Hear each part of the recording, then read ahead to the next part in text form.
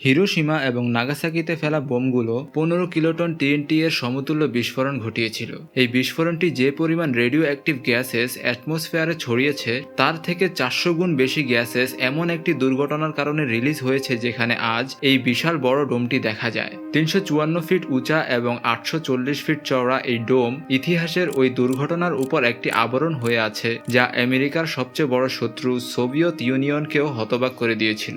এই বিস্ফোরণটি Chernobyl nuclear disaster নামে পরিচিত, যেখানে একটি ছোট ভুলের কারণে আশ্চর্যজনকভাবে 225 টন টিএনটি এর সমপরিমাণ বিস্ফোরণ ঘটেছিল। স্ক্র্যাপবুক বাংলার ভিডিওতে আরও একবার আপনাকে স্বাগতম। দর্শক, চেরনোবিল নিউক্লিয়ার প্ল্যান্ট ইউক্রেনের রাজধানী কিয়েভ থেকে 100 কিলোমিটার দূর প্রিপেয়াত নামক শহরে স্থাপন করা হয়েছিল, যা আজ পুরোপুরিভাবে অনুর্বর অবস্থায় আছে। ওই সময় ইউক্রেন সোভিয়েত ইউনিয়নের অংশ হিসেবে ছিল। যেমনটা আপনারা সবাই জানেন যে এটা কুল ওয়ারের সময় ছিল, আর সোভিয়েত ইউনিয়ন নিউক্লিয়ার এনার্জি ব্যবহার করে অনেকগুলো পাওয়ার প্ল্যান্ট বানানো শুরু করে দিয়েছিল, যার মধ্যে একটি ছিল চেরনোবিল। এই পাওয়ার প্ল্যান্ট 4টি নিউক্লিয়ার রিয়েক্টর নিয়ে গঠিত, যেগুলোকে 1, 2, 3 এবং 4 নাম দেওয়া হয়েছিল। এই 4 নাম্বারটি সবচেয়ে শেষে বানানো হয়েছিল, যার উপর বর্তমানে অনেক বড় একটি ডোম বানানো আছে। এই 4টি রিয়েক্টর 1000 মেগাওয়াট ইলেকট্রিসিটি প্রডিউস করার ক্ষমতা রাখত এবং ওই সময় পুরো সোভিয়েত ইউনিয়নের অর্ধেক পপুলেশনের ইলেকট্রিসিটি ডিমান্ড তা পূরণ করত। সহজ ভাষায় যদি এই রিয়েক্টরগুলোর কাজ বুঝতে হয় তো এটাতে নিউক্লিয়ার রিয়েকশনের মাধ্যমে পানিকে গরম করা হতো। এই পানি বাষ্প হয়ে টারবাইনকে চালাতো, আর টারবাইন ঘোরার কারণে ইলেকট্রিসিটি প্রডিউস হতো। কিন্তু যেহেতু নিউক্লিয়ার রিয়েকশন একটি চেইন রিয়েকশন হয়ে থাকে, যার মানে যদি এটা একবার শুরু হয়ে যায় তাহলে এটাকে আর কন্ট্রোল করা যাবে না।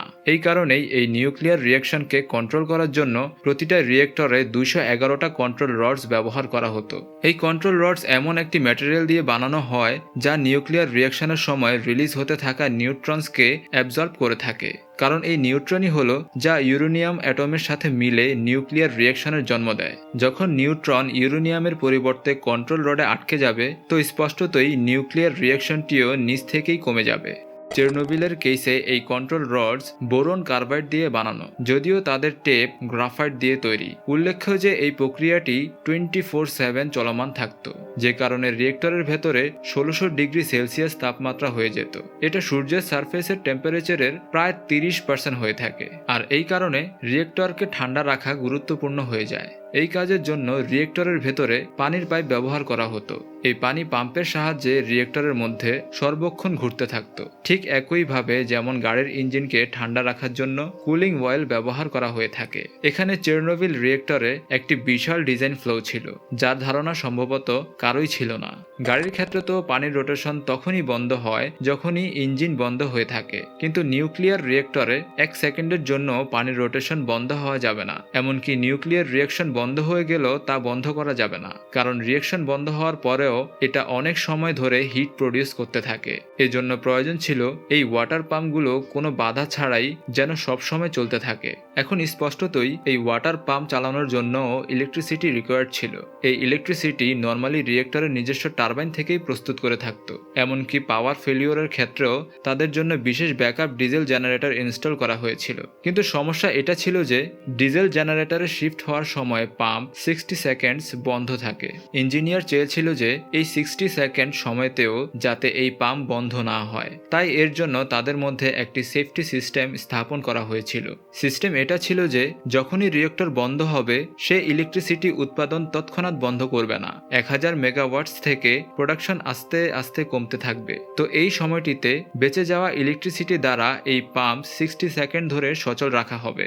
60 সেকেন্ড পরে এমনিতেই এই ব্যাকআপ জেনারেটর সচল হয়ে যাবে। এই সিস্টেম তো ইনস্টল করা হয়ে গিয়েছিল, কিন্তু এর টেস্ট করা এখনো বাকি রয়ে গেছে, যেটি ছিল একটি কম্পালসারি প্রসেস, আর যা শুধু রিয়েক্টর 4 এর টেস্টিং। 1, 2 এবং 3 এর টেস্টিং সফলভাবেই সম্পূর্ণ হয়েছিল। এটা 25 এপ্রিল 1986 এর সন্ধ্যা ছিল, আর রিয়েক্টর 4 এ একই টেস্ট পারফর্ম করার প্রস্তুতি নেওয়া হচ্ছিল। এই টেস্ট ডেপুটি চিফ ইঞ্জিনিয়ার অ্যানাতলি দেয়াতলভের তত্ত্বাবধানে করা হচ্ছিল। পূর্বে 2 বার রিয়েক্টর 4 এ এই টেস্ট সফল করা যায়নি। বলা যায় যে ডেপুটি চিফ ইঞ্জিনিয়ারের যে কোনো উপায়ে আজ রাতেই এই টেস্ট পারফর্ম করতে হবে।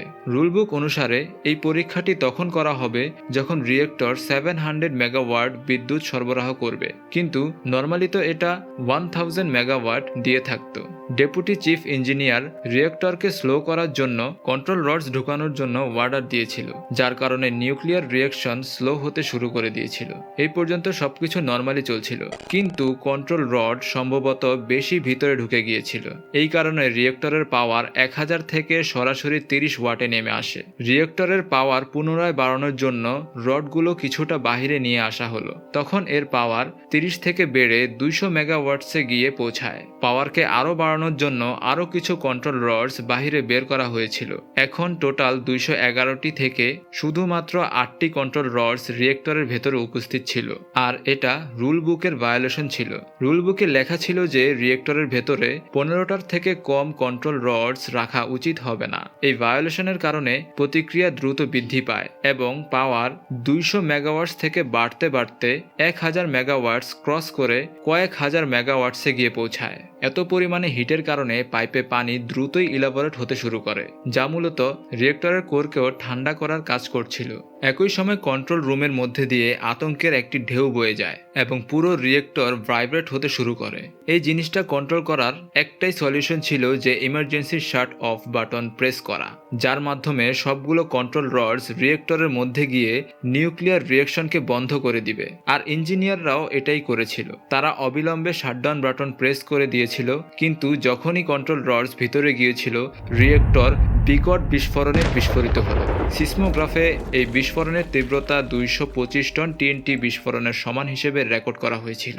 কম্প্যারিজন করতে গেলে আপনাকে বলি যে হিরোশিমায় নিক্ষিপ্ত নিউক্লিয়ার বোমা লিটল বয় যতটুকু বিপজ্জনক গ্যাসেস অ্যাটমসফিয়ারে রিলিজ করেছিল, এই ডিজাস্টার তার চেয়ে 400 টাইমস বেশি গ্যাসেস রিলিজ করেছিল। সময়টি ছিল 26 এপ্রিল 1986, রাত 1:26। এখানে প্রশ্ন ওঠে যে কন্ট্রোল রডগুলো তো রিয়েকশনকে স্লো করার জন্য ঢুকানো হয়েছিল, কিন্তু এগুলো রিয়েকশনকে কেন বাড়িয়ে দিল? আসলে এই বিস্ফোরণ কন্ট্রোল রডের টেপে থাকা গ্রাফাইটের কারণে হয়েছিল, যেমনটা আপনারা শুরুতেই জেনেছিলেন। এই কন্ট্রোল রড বোরন কার্বাইড দিয়ে বানানো, কিন্তু এর টেপ ছিল গ্রাফাইটের। বোরন কার্বাইড তো নিউক্লিয়ার রিয়েকশনকে থামাতে পারে, কিন্তু গ্রাফাইট রিয়েকশনকে আরও বাড়িয়ে দেয়। ইমার্জেন্সি শাটডাউন বাটন প্রেস করার আগে যে রিয়েকশন আগে থেকেই লিমিটের বাইরে ছিল, ওটাতে গ্রাফাইটের টেপ যেতেই রিয়েকশন বেড়ে যায় এবং রিয়েক্টরের দেয়ালের সহনশীলতার লেভেল শেষ হয়ে আসে এবং সেটা ফেটে যায়। দুজন ইঞ্জিনিয়ার ঘটনাস্থলে মারা যায় এবং দুজন লোক মারাত্মকভাবে পুড়ে গিয়েছিল। বিস্ফোরণের কারণে প্ল্যান্টের রিয়েক্টর 4-এ আগুন লেগে গিয়েছিল। প্রথমে তো এটা সাধারণ আগুন হিসেবে মনে করা হয়েছিল, কারণ কেউই জানত না যে এই বিস্ফোরণের মাধ্যমে 5% রেডিও অ্যাক্টিভ ম্যাটেরিয়াল অ্যাটমসফিয়ারে মিশে গিয়েছিল। ফায়ার ফাইটার্স সময় মতো পৌঁছে গিয়েছিল, পানির সাহায্যে আগুন নেভানোর চেষ্টা করছিল, কিন্তু এই আগুন নেভার মতো নয়, কারণ এটি সাধারণ আগুন নয়, বরং এটি ছিল গ্রাফাইটের, যা নেভানো এত সহজ ছিল না। দুর্ঘটনার পরপরই পুরো প্রিপেয়ার শহর রাতের মধ্যেই খালি করা হয়েছিল, যেখানে ওই সময় প্রায় 50,000 মানুষ বসবাস করত।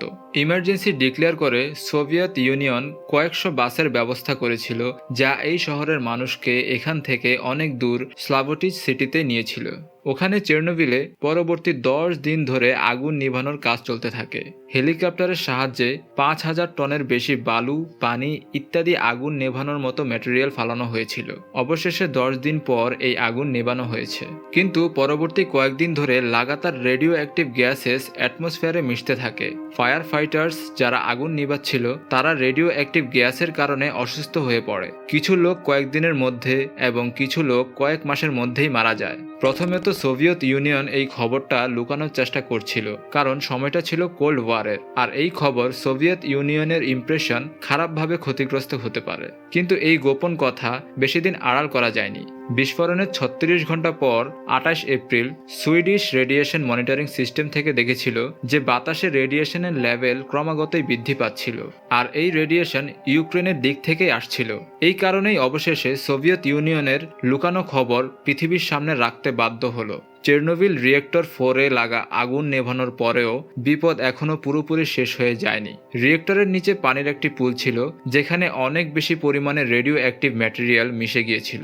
যদি সময় মতো এটাকে খালি না করা হয় তো এই পানির বাষ্প বাতাসে আরও রেডিও অ্যাক্টিভ গ্যাসেস ছড়িয়ে দিবে। এটা খালি করার জন্য একটাই উপায় ছিল যে এর ভেতরে কেউ ডুব দিয়ে পুলের তলায় যাবে এবং এটা ড্রেইন ভালভ খুলে দিবে। কিন্তু এই রেডিও অ্যাক্টিভ মেশানো পানিতে যাওয়া মানে সরাসরি নিজের জীবন বাজি ধরার মতোই ছিল।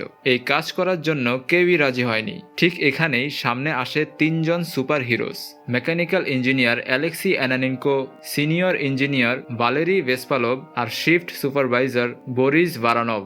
এনারা নিজেদের জীবন ঝুঁকি নিয়ে অন্যদের বাঁচানোর সিদ্ধান্ত নেন। এই 3 জন ডাইভার্স ওই পুলে নেমে এবং অন্ধকারে সুইমিং করে ওটা ড্রেন খুলে এবং পানি বের করে রিঅ্যাকশন থামিয়ে দেয়। তাদের এই মিশনকে অনেক মানুষই সুইসাইড মিশন বলেছিল, কিন্তু ভাগ্য ভালো যে এই 3 জন নিরাপদে বাইরে ফিরে আসে। কিন্তু এই পর্যন্ত অনেক বেশি ক্ষয়ক্ষতি হয়ে গেছে। বিস্ফোরণের ফলে আয়োডিন 131 এবং অন্যান্য বিপজ্জনক কেমিক্যাল বাতাসে মিশে গেছে, যার কারণে হাজারো মানুষের থাইরয়েড ক্যান্সার হয়ে গিয়েছিল এবং কয়েক হাজার মানুষ এই কারণে মারা গিয়েছিল।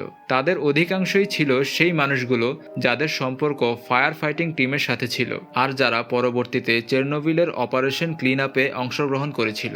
এর পাশাপাশি এই কেমিক্যালগুলো পুরো ইউরোপ জুড়ে ব্যাপক ধ্বংসযজ্ঞ ঘটিয়েছে।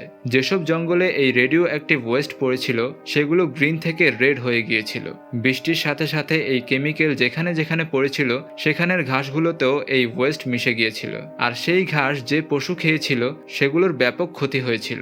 এই ঘটনার প্রথম 4 মাসে শুধু 31 জন মারা গিয়েছিল, কিন্তু এর কারণে যে রেডিয়েশন বাতাসে ছড়িয়েছে তা আসন্ন 4 বছরে আনুমানিক 4000 মানুষের জীবন কেড়ে নিয়েছিল। এটা তো ওই ফিগার যা শুধু একটি এস্টিমেট মাত্র। আসলে এর কারণে কত মানুষ মারা গেছে তার প্রকৃত সংখ্যা অনুমান করাও কঠিন। বর্তমানে চেরনোবিল ডিজাস্টার সাইটে সাধারণ মানুষের যাওয়ার অনুমতি নেই, কারণ বর্তমানে 38 বছর পরেও কিছু না কিছু রেডিয়েশন বেরিয়েই আসছে, আর এটা আসন্ন 400 বছর ধরে ক্ষতি করেই যেতে থাকবে। এই রেডিয়েশন বাতাসে যাতে না ছড়ায় এই কারণে তাদের সরকার এর ওপর একটি বৃহৎ আকারের ডোম ইনস্টল করেছে, যা বানাতে প্রায় $3 বিলিয়ন খরচ হয়েছে। আর এটা আসন্ন 100 বছর ধরে চেরনোবিল ডিজাস্টার রেডিয়েশনকে অ্যাটমসফিয়ারে ছড়াতে বাধা হয়ে থাকবে। আশা করি স্ক্র্যাপবুক বাংলার এই ভিডিওটিও আপনারা ভরপুর লাইক এবং শেয়ার করবেন। আপনার ভালোবাসাপূর্ণ মন্তব্যের জন্য আপনাকে অনেক ধন্যবাদ। দেখা হবে পরবর্তী কোনো দুর্দান্ত ভিডিওতে।